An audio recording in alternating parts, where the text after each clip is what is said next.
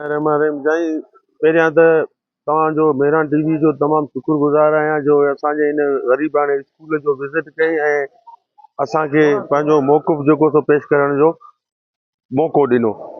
अलाए हिते जेको सो टीचरनि जी खोट आहे, तक़रीबन 700 खां 800 ॿार आहिनि ऐं टीचर आहिनि 6 खां 7 प्लस जेकॾहिं हिननि खे हिसाब कर त 100 खां अबो थो थी वञे हिकिड़े टीचर वटि।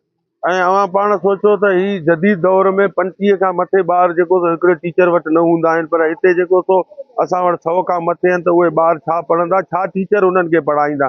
मुंहिंजे ख़्याल में टीचर रुॻी उन्हनि खे माठ कराइण में पूरा हूंदा, टेम स्कूल जो ख़तमु थी वेंदो। असांखे कम से कम हिते 28 टीचरनि जी ज़रूरत आहे। ऐं उन खां बाद में असांजो बिल्डिंग जो अव्हां हालत पाण विज़िट करे ॾिठो आहे, बिल्डिंग सां छा असरु आहे। ऐं असांजा बच्चा जेके फर्नीचर न हुजण जे करे अव्हां ॾिसो पाण विज़िट कया आहियो त पट ते वेठल आहिनि।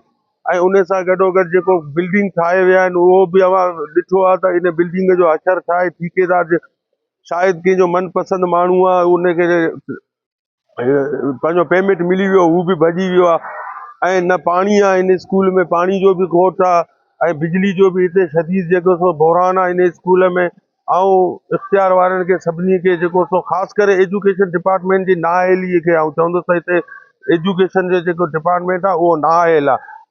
छो जो अव्हां पाण गवाह हूंदा 2-3 दफ़ा DO ADO मिनिस्टर वग़ैरह असां मीटिंगूं कया आहिनि, पर हिननि को बि तवजो जेको सो वर्बली असां सां ॻाल्हाए वेंदा आहिनि, कागज़ी कार्रवाई को बि कोन्हे जो असांजो कमु मुकमल थी वञे। ऐं तव्हांखे अॻे जेको सो 3 महीना अॻु में हिकिड़ो मीटिंग थियो जंहिंमें DO ADO आहे साजिद साहब हो, हुन असां चयो त भई फ़िलहालु जेके टीचर कोन्हनि, असांजा 2 टीचर जेके हितां खां ट्रांसफ़र थिया आहिनि उहे वापसि कयो, चई इंशाअल्लाह ताला सुबुह जो ईंदा। अॼु उन सुबुह खे 4 महीना थी विया आहिनि।